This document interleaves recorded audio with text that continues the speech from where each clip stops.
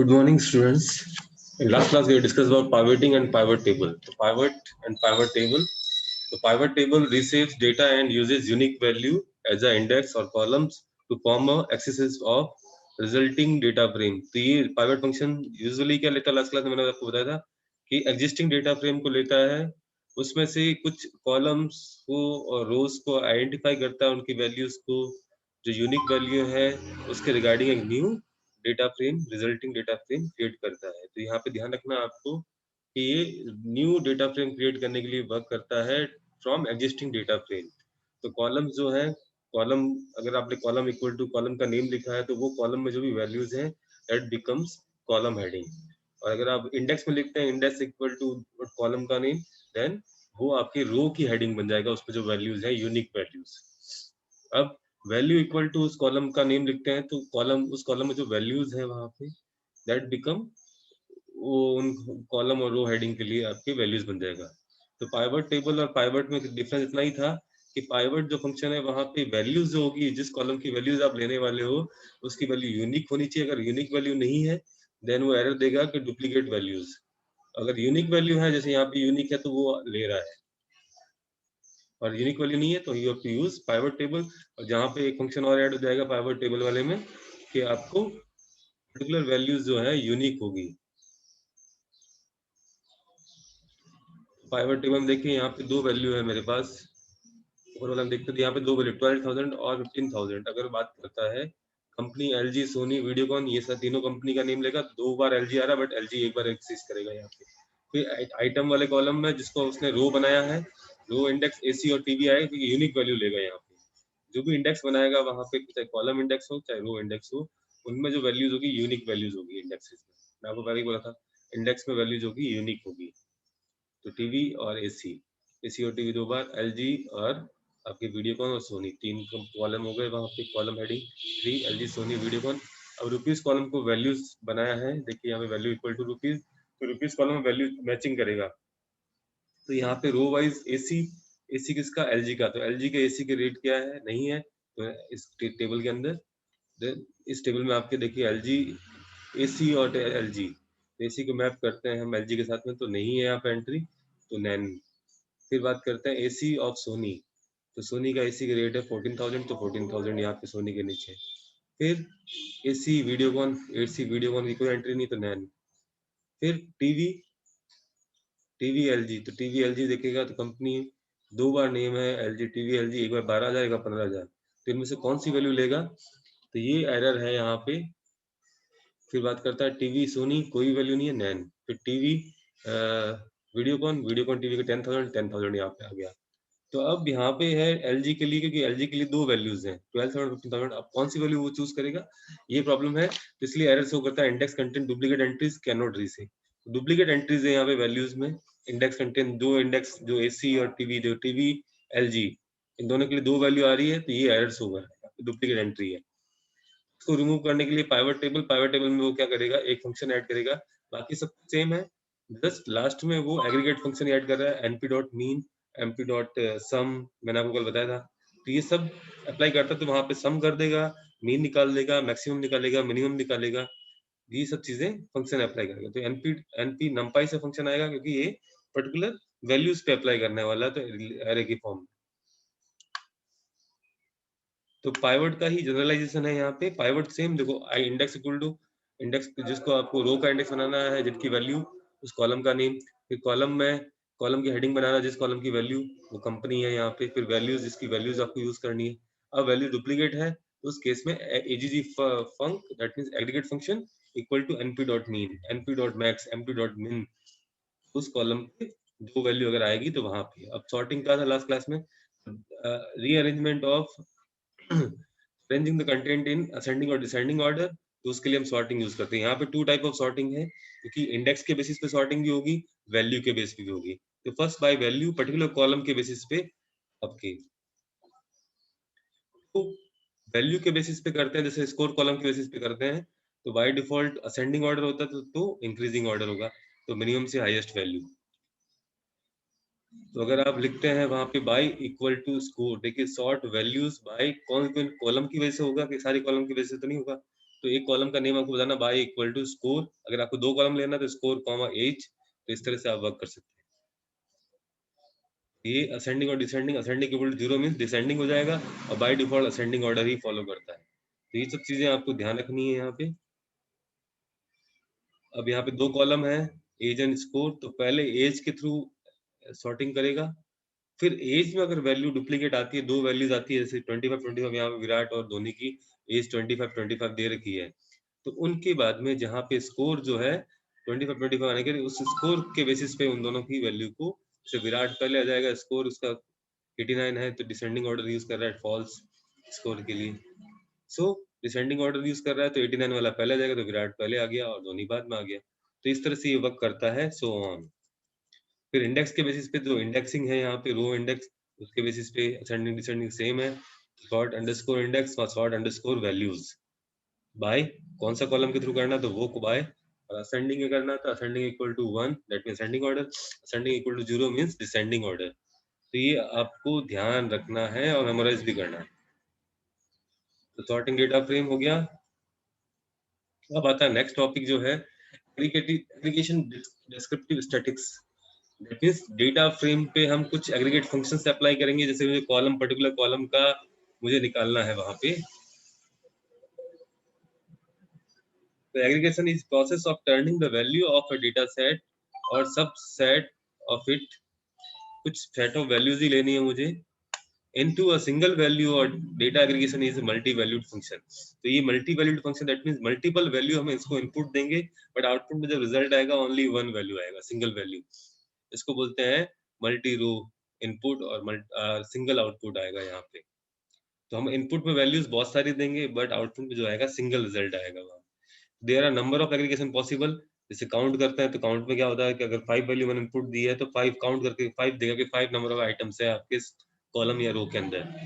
फिर आता सम, सम भी क्या करेगा, सबका सम करके सिंगल वैल्यू देगा, ऐसे तो नहीं सबका अलग सम देगा। मिनिमम एक वैल्यू आएगी, मैक्सिमम भी एक वैल्यू होगी, मीडियन निकालेगा तब भी एक वैल्यू होगी, क्वार्टाइल निकालेगा तो भी एक वैल्यू होगी।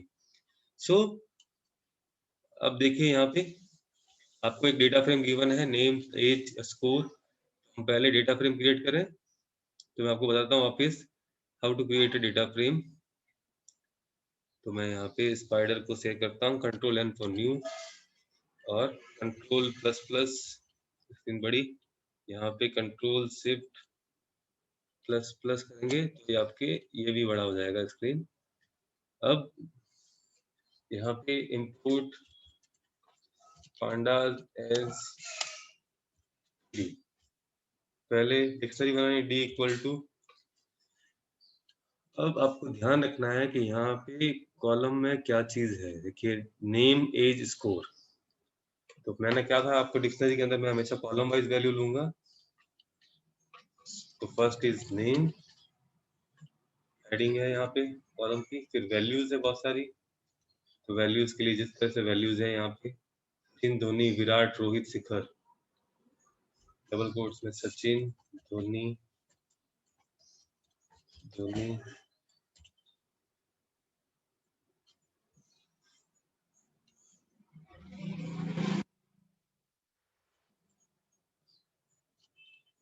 Sachin Dhoni Virat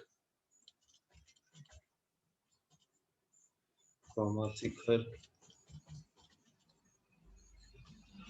comma next value ही लास्ट में रोहित। तो शिखर से पहले रोहित, रोहित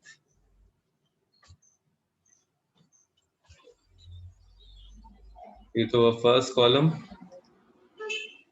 फर्स्ट कॉलम की values, square bracket close then comma, second column की वैल्यू,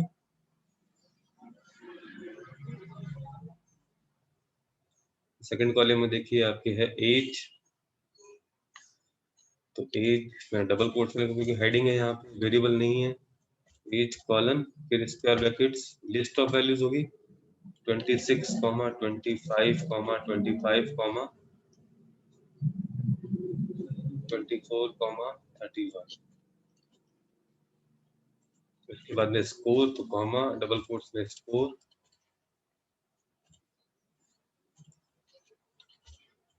स्कोर कॉलम, फिर स्क्वायर ब्रैकेट में वैल्यू स्कोर की जो भी वैल्यूज हैं वो आपके 87, 67, 89, 87, 67, 89,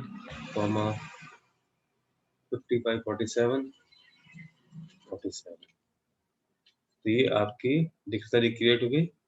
अब डेटा फ्रेम क्रिएट करना तो df equal to pd dot data frame में d कैपिटल, फ्रेम का f capital, then dictionary pass किया मैंने यहाँ पे और प्रिंट ds। अब देखिए एरर शो कर रहा है, यहाँ पे एरर गई। अब इसको सेव कर लेते, कंट्रोल एस। फाइल का जो भी नेम देना है वो दे सकते हैं आप। इसके बाद रन करेंगे यूजिंग F5 और दिस बटन।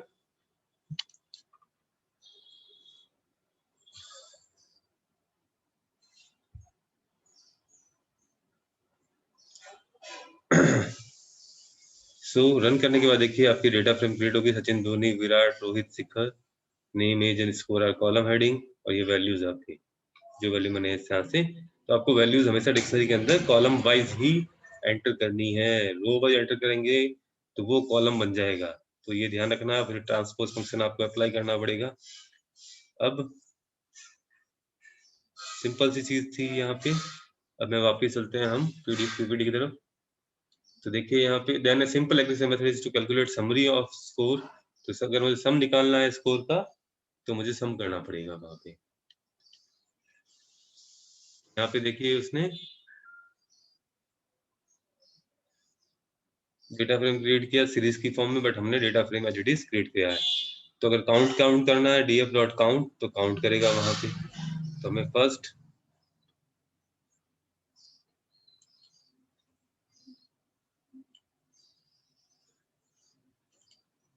तो हम काउंट करते हैं पहले।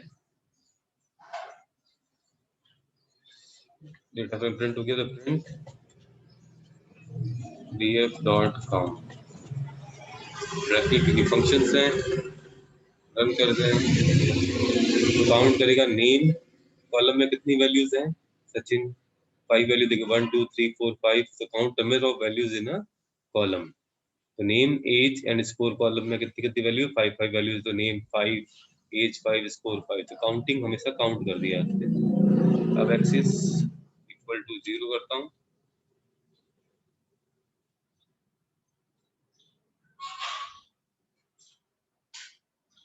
तो देखते हैं अब क्या आता है, वापिस वही।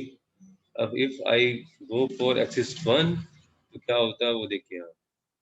तो एक्सिस 1 पे गया तो ये रो वाइज वैल्यू देखेगा कि रो 0 में कौन सा है, 3 वैल्यूज, रो 1 में 2 3 वैल्यूज, रो 2 के अंदर 3 वैल्यूज, इंडेक्स 3 पे 3 वैल्यूज 4 वैल्यूज, इस तरह से। तो ये नैन को काउंट नहीं करेगा। एक चीज ध्यान रखना आपको कि नल वैल्यू को काउंट नहीं करता है।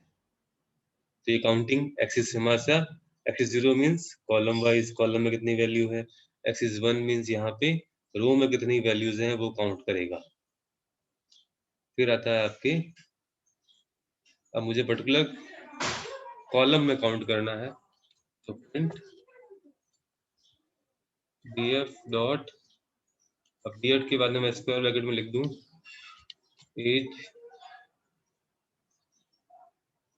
Dot count.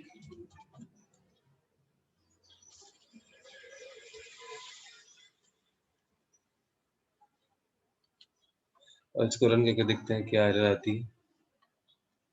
तो एज क्या ए कैपिटल है तो ए कैपिटल लिखना, अदरवाइज वो डिफरेंट हेडिंग समझ लेगा। तो देखिए यहाँ पे एज यूज किया मैंने, एज डॉट काउंट, एज में 5 वैल्यूज है तो 5 आ गया। अगर आपको पर्टिकुलर कोई भी कॉलम चाहिए तो आप कॉलम का नेम लिखेंगे df स्कोर। स्कोर में कितनी वैल्यूज है वो आपको शो कर देगा। स्कोर में भी 5 वैल्यूज हैं, 5 वैल्यूज प्रिंट कर गया। तो आपको पर्टिकुलर कॉलम में जाना है तो उसके लिए ये। अब स्कोर का सम करना है आपको तो उसके लिए भी same, in place of count आपको यहाँ पे लिखना है सम। सम और इसको रन करना है तो सम आ गया 345। तो स्कोर कॉलम का सम है वहां पे 345। अगर मुझे पूरे अप्लाई करना है डीएफ पे ही सम तो देखिए यहाँ पे एंटर करूंगा ये देखिए नेम में सबको ऐड कर दिया, सचिन, धोनी, विराट, रोहित, शिखर एक साथ में आ गए। फिर एज सारी ऐड हो जाएगी, स्कोर 345। अब देखिए सम को मैं एक्सिस 0 करता हूँ यहाँ, तो वापस यही आएगा रिजल्ट, कॉलम वाइज सम कर रहा है। अब मैं 1 करता हूँ एक्सिस, तो रो वाइज होना चाहिए। देखिए तो ये रो वाइज कर दिया है 113। तो देखिए यहाँ पे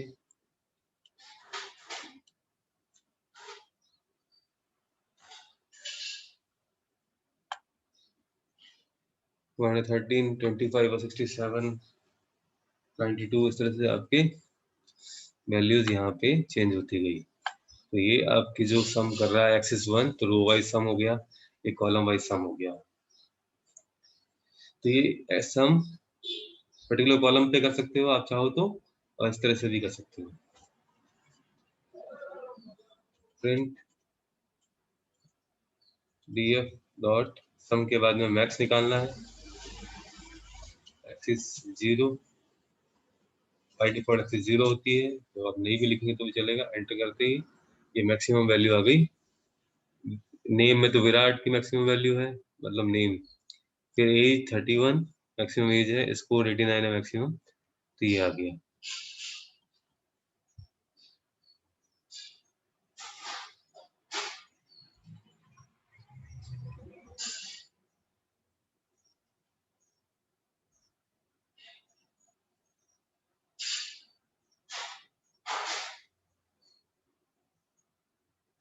सो इस तरह से आपको ध्यान रखना है काउंट वगैरह का सबका।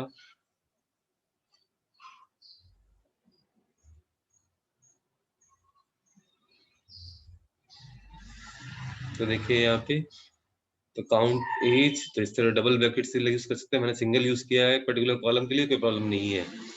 तो मैक्सिमम एज, मिनिमम एज, मिन पर्टिकुलर कॉलम पे निकालना है, पूरे डेटा फ्रेम पे निकालना है, तो DF dot score, DF dot max, DF dot mean, mode, आप इस तरह से स्कोर, मीडियन, ये सारे मीन, मोड, मीडियन भी निकाल सकते हैं। अब आता है टॉपिक जो है नेक्स्ट है क्वांटाइल। क्वांटाइल और quartile. The quantile statistics is a part of data set. It is used to describe data in clear and understandable way. The 0-30 quantile is basically saying that 30% of observation in our data set is below a given line and 70% remaining above the line.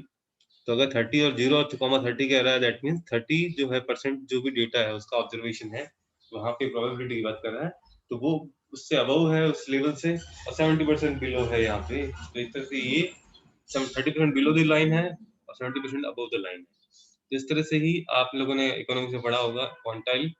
तो quantile हमेशा probability work करता है, और quartile जो है quantity पे work करता है, वहाँ पे बेस्ड ऑन क्वांटिटी। 10 वैल्यूज है उसमें से 30% निकालना है तो 3 वैल्यूज ले लेगा वहाँ। Certain types of quantiles are used commonly enough to say have a specific name. Below is a list of these. 2 quantile is called median, मतलब half हो गया। 3 quantile means tertile, 4 quantile means quartiles, 5 quantiles are called quintiles, sextiles। जो भी सारे ये देख लेना आप लोग, कोई ज़्यादा टफ नहीं है।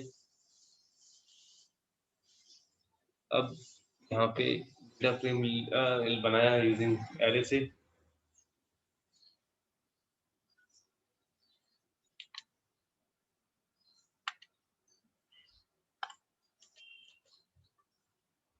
इसके बाद थोड़ा मोर एक्सप्लेन करूंगा मैं मंडे को और एक्सप्लेन करेंगे इसके बारे में कि कैसे वर्क कर रहा है और ये कैसे चलता है, क्वांटल कैसे फाइंड आउट करते हैं हम। यहाँ पे देखिए DF,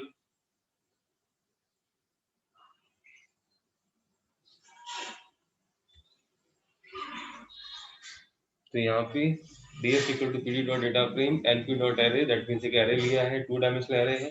first row contain 1 1, second row contain 2 10, third row contain 3 100 और फोर्थ रो कंटेन 4 1000।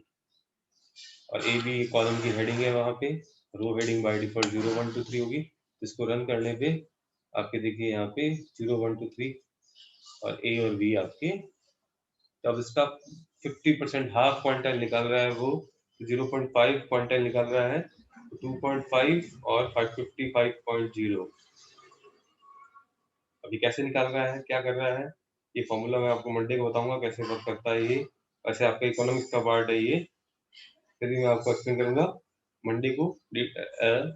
क्वांटल कैसे वर्क करता है, क्वार्टल कैसे वर्क करता है, फिर वेरिएंस कैसे निकालते हैं, सारा कुछ मैं आपको मंडे को एक्सप्लेन करूंगा। स्टैंडर्ड डेविएशन वगैरह कैसे फाइंड आउट करते हैं, वो सारा कुछ।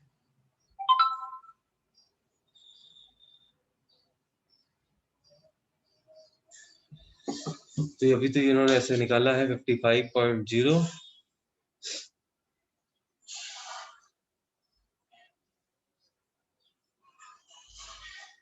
तो ए कॉलम में A1 2 3 4, तो 1 + 2 + 3 + 4 कितना हुआ 10, 10 डिवाइड बाई 4 2.5।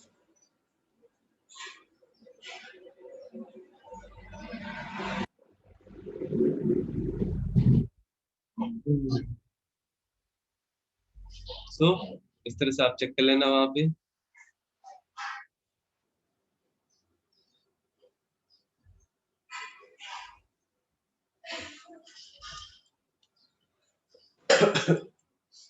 फिर है variance. Variance function in Python pandas is used to calculate variance of given set of number, variance of a data frame, variance of column and variance of rows। यहाँ पे भी var function जो है use to calculate variance. अब variance calculate करना है यहाँ पे, तो उसके लिए फंक्शन यूज कर रहे हैं यहाँ पे df.var।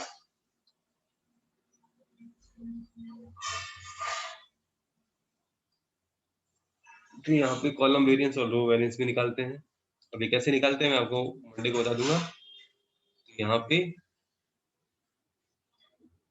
अब इस पे मुझे वेरिएंस कैलकुलेट करना है, तो df.var ब्रैकेट और उसको मैं प्रिंट में डाल दूंगा कि यहाँ पे स्क्रिप्टिंग मोड में विदाउट प्रिंट आपके ये डेटा प्रिंट नहीं होगा, फंक्शन एग्जीक्यूट तो हो जाएगा बट डेटा आपको नहीं मिलेगा इसमें।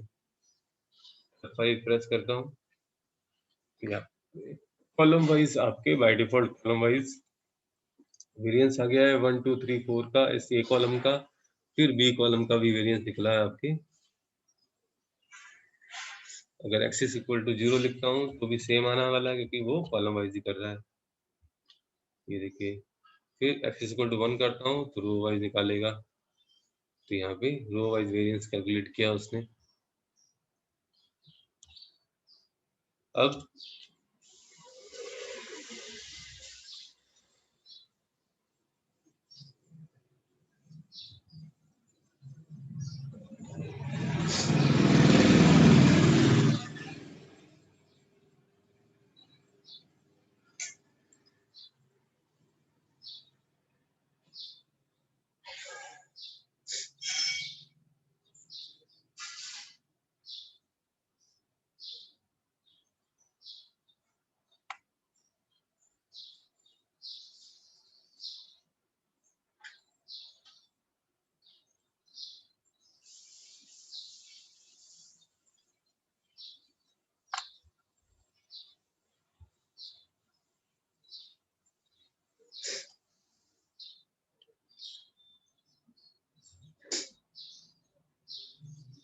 अब देखिए लास्ट क्लास में हमने एक फंक्शन यूज किया री इंडेक्स।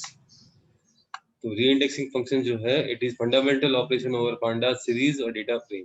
तो री इंडेक्स फंक्शन आपके पांडास पे डेटा फ्रेम पे भी अप्लाई करता है, पांडास सीरीज पे भी अप्लाई करता है। तो it is process that makes the data in series data frame conforms to a set of labels.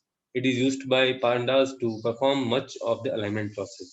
अभी अलाइन करता है प्रॉपरली आपके इंडेक्सिंग। तो री इंडेक्स इन पाइथन pandas और change the order of rose and columns in Python pandas data frame or change the order of data of series object is possible with the help of reindex function।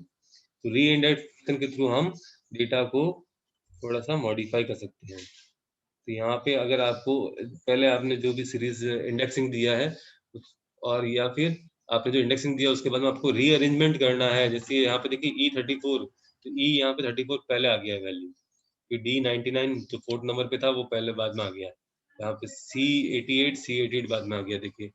सो इसको वापस rearrangement of column में जो values हैं उनको rearrangement करना है, तो उसके लिए यूज कर रहा है वो। रीइंडेक्स फंक्शन हम यूज करते हैं to rearrangement of data in a data frame और आइदर इन अ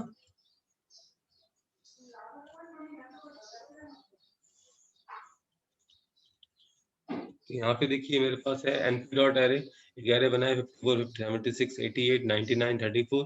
उस एरे को पास किया सीरीज के अंदर एंड देन उसका इंडेक्सिंग दिया जो सीक्वेंस में ABCD E स्मॉल में। अब वापिस आपको वैल्यूज जो है मुझे अरेंज करनी, 34 पहले आएगा, फिर आएगा आपके B की वैल्यू जो भी है, तो EDCBA रिवर्स ऑर्डर में कर रहा है वहां पे, तो इंडेक्सिंग चेंज कर रहा है यहाँ। तो आपको एग्जीक्यूट करता हूँ, तो यहाँ पे देखेंगे 54, 76, 88, 99। अब मैंने दिखा री इंडेक्स पहला जो वैल्यू आनी चाहिए वो ई की आनी चाहिए, तो ई की जो वैल्यू 34, तो ई 34 पहले आ गया, फिर डी की वैल्यू है 4th प्लेस पे 99, तो डी 99। तो इस तरह से अगर आपको अगर वैल्यूज का कॉलम में रीअरेंजमेंट करना है तो उसके लिए री इंडेक्स फंक्शन आपको यूज करना है।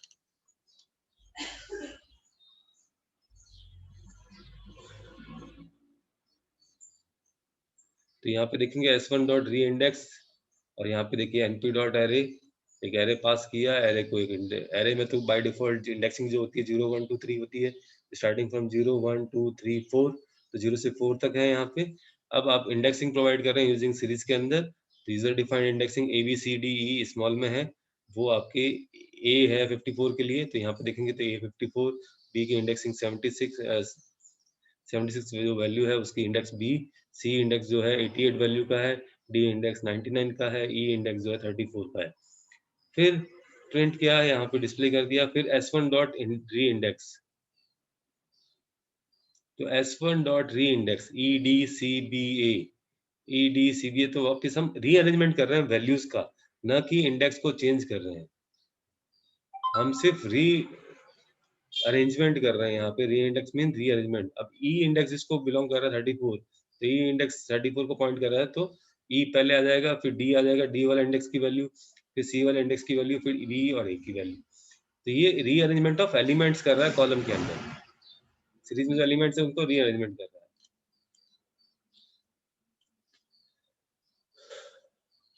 अब देखिए यहाँ पे मैं कुछ और दे देता हूँ री इंडेक्स में,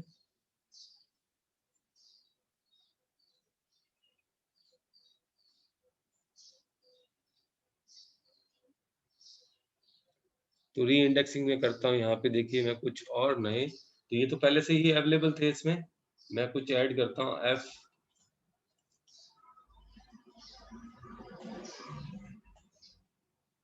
ऐड कर दिया, बट एफ देखोगे ऊपर वाले इंडेक्स वैल्यूज में नहीं है, तो रन करता हूँ मैं यहाँ पे, तो एफ पे देखिए नया नया, क्योंकि एफ को जब वो सर्च करेगा इस सीरीज के अंदर, तो एफ इंडेक्स वाला कोई भी नहीं है। तो अगर आप लिख रहे हैं यहाँ पे एफ, मैंने यहाँ पे री इंडेक्स के टाइम पे लिखा है, तो वो ऊपर सर्च करेगा एफ किसको डिनोट कर रहा है, तो कहीं कोई वैल्यू नहीं डिनोट कर रहा है, that mean NaN, null value को पॉइंट कर रहा है वहां पे एफ। तो ये चीज आपको ध्यान में रखनी है।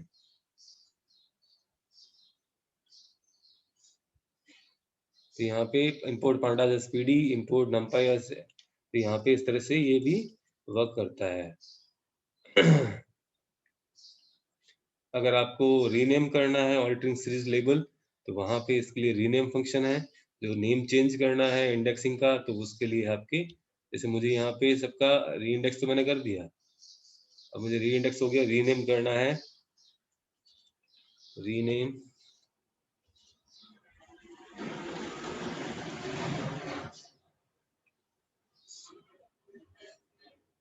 और रीनेम क्या करना है, इंडेक्स, अगर डेटा फ्रेम यूज कर रहे हो वहां लिखना पड़ेगा इंडेक्स कर रहा हूँ या कॉलम, तो इंडेक्स में जो भी वैल्यूज हैं,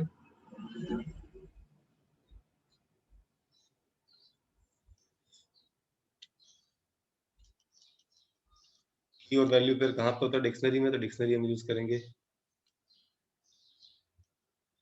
तो डिक्शनरी में first value,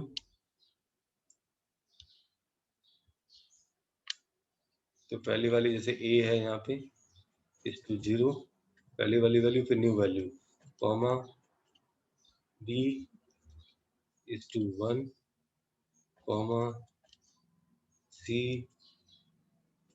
is to 2, comma D is to 4 3। Value में भी आपके ऊपर डिपेंड करता है, आप सीक्वेंस पे ले नहीं ले, आपके ऊपर है। ई इज टू 5,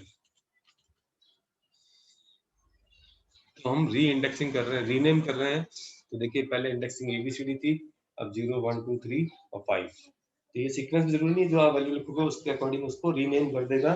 तो index A rename by 0, index B is rename by 1, index C is rename by index 2, D is rename by 3 and E is rename by 5। 4 मैंने नहीं लिखा, तो वो उसको सीक्वेंस में जरूरी नहीं सीक्वेंस वैल्यू चाहिए।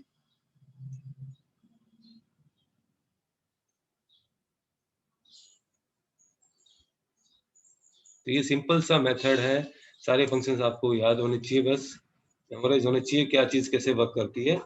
री इंडेक्स वापिस डेटा फ्रेम में भी सेम वर्क करता है, बट डेटा फ्रेम में आपको री इंडेक्स जब करते हैं तो वहां पे लिखना पड़ेगा कॉलम शो कर रहे हो या आप, तो री इंडेक्स का मतलब री अरेंजमेंट ऑफ इंडेक्स, मतलब वैल्यूज जो है एलिमेंट्स उस पर्टिकुलर इंडेक्स पे, उन वैल्यूज को हम रीअरेंज कर रहे हैं, वापस ऑर्डरिंग कर रहे हैं, तो री ऑर्डरिंग है वहां पे।